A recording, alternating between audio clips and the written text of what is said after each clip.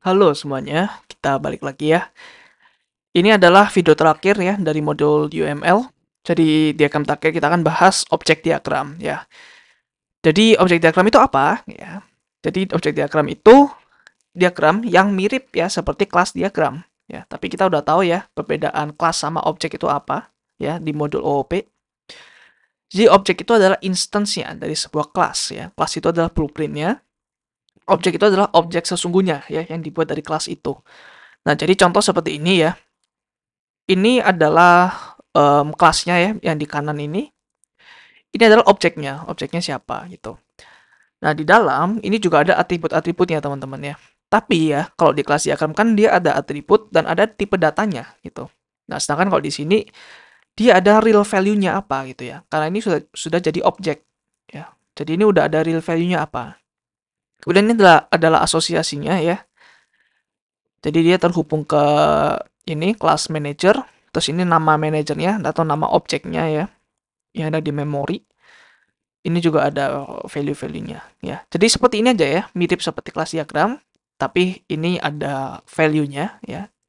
Dan ada real objeknya, real instance-nya yang ada di memori. Jadi ini versi kayak snapshot-nya aja ya.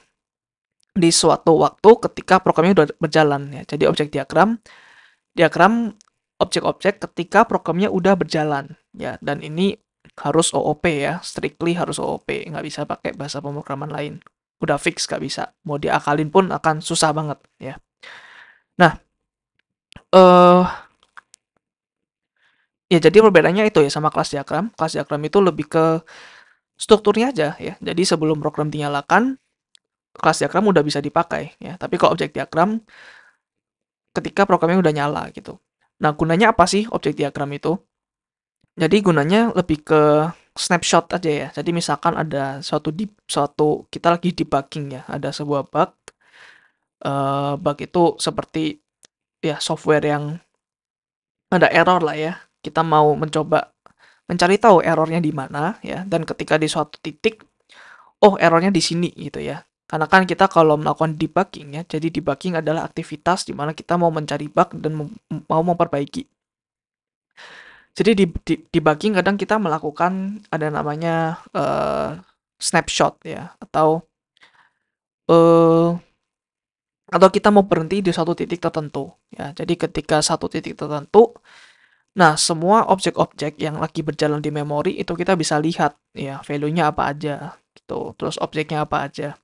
Nah, jadi ini bisa melakukan penggambaran ya terkait kondisi sekarang saat ini objeknya lagi ngapain gitu. Value-nya apa aja. Cocok digunakan ketika kita lagi ya biasanya software itu bertim ya. Kita bikinnya bertim, that's why kita perlu UML juga. Karena untuk suatu bahasa kita membicarakan suatu sistem ke orang lain ya, ke programmer lain. Jadi ini mungkin ketika kita mau debugging bareng-bareng ya. Atau gue lagi debug, gue mau menyerahkan ya debug ini ke orang lain. Ya, jadi kayak lanjutin gitu. So, ini yang udah gue tangkap di titik ini ya, misalkan kita lakukan debug di line 30 ya, di codingan kita. Nah, bentuknya seperti ini objeknya. Nah, jadi dia bisa langsung tahu nih kira-kira apa yang salah dari objek-objek ini. Seperti itu. Nah, jadi yang pertama komponennya of course ada objek ya. Seperti ini. Jadi di title-nya ya, yang kiri ada objek, terus dipisah dengan titik 2, terus ini class name-nya ya. Terus links ya, ini berarti relationship antara instance-nya. Sama seperti asosiasi ya, seperti ini garis ini. Atribut ya ini ya, name, address dan lain sebagainya. Association. Nah, ini sama kayak link tapi dia ada labelnya ya. Jadi mungkin ini use atau apa gitu ya. Jadi lebih detail. Terus juga bisa kadang ada inheritance ya. Jadi seperti ini. Kemudian application dan composition kita udah pernah belajar ya. Yang ada diamond ya sama diamond yang nutup ya. Jadi kalau diamond yang nutup berarti artinya adalah misalkan seperti ini ya. Berarti ini supplier sangat bergantung ke produk. Ya, jadi apabila produknya hilang ya, dia juga harus dihilangkan karena dia nggak ada artinya tanpa produk. Tapi kalau aggregation ya, ketika produknya nggak hilang, ini tetap ada ya, karena ini bisa berdiri sendiri. Oke, ini contoh lainnya ya. Jadi ini yang di kiri adalah kelas diagram, yang di kanan adalah objek diagram ya. Jadi kelas diagram itu ya kita udah tahu ya, ada metodenya, ada fieldnya di sini. Jadi objek diagram kita nggak perlu taruh method ya, karena method kan statik. Jadi saat dijalankan metodenya nggak berubah-ubah gitu.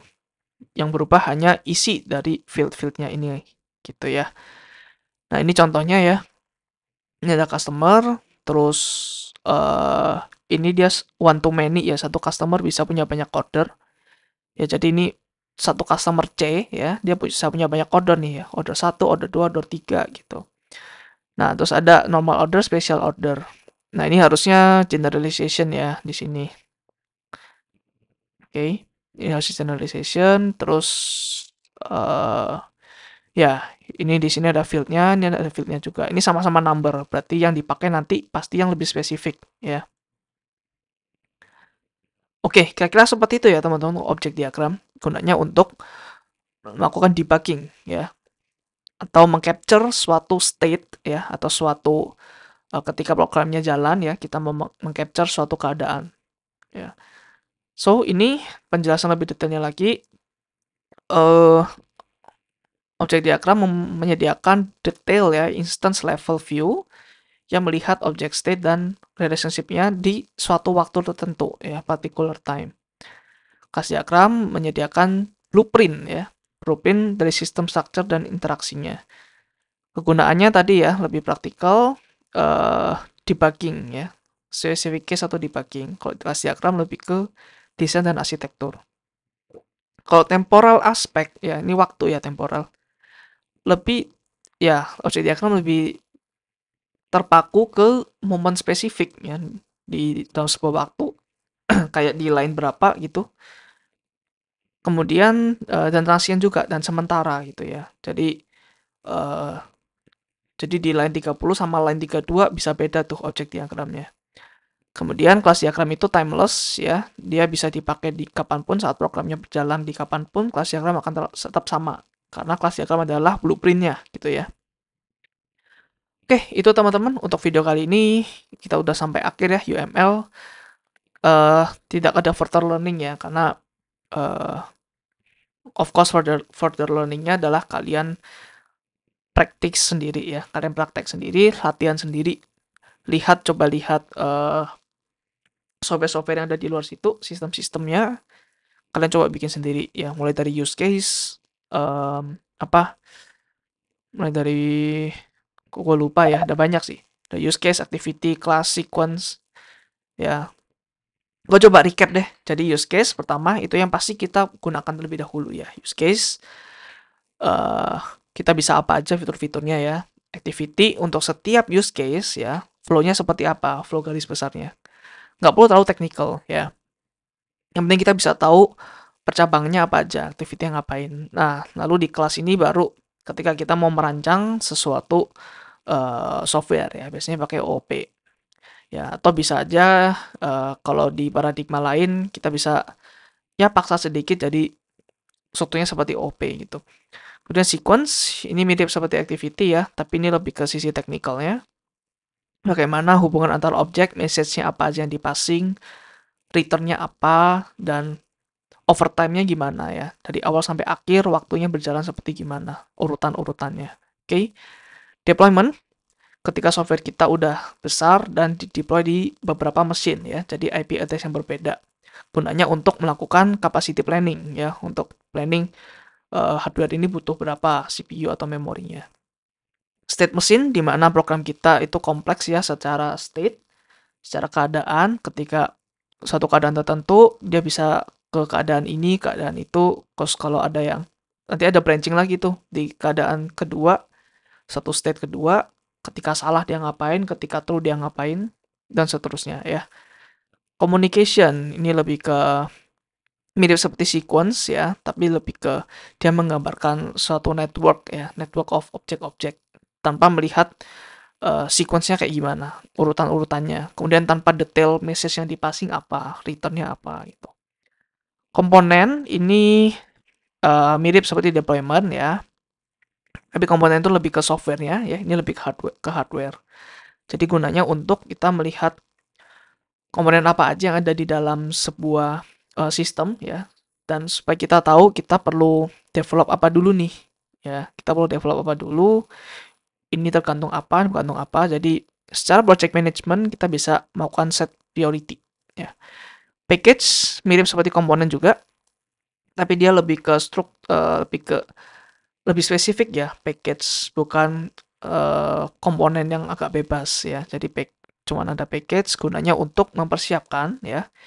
Kira-kira kayak perlu third party package apa aja, atau perlu dependensi kemana aja gitu ya. Kemudian objek ini ya mirip seperti kelas sebenarnya, tapi dia lebih mengcapture suatu waktu tertentu ya. Gunanya untuk melakukan debugging. Oke, itu teman-teman. Jadi please latihan aja ya.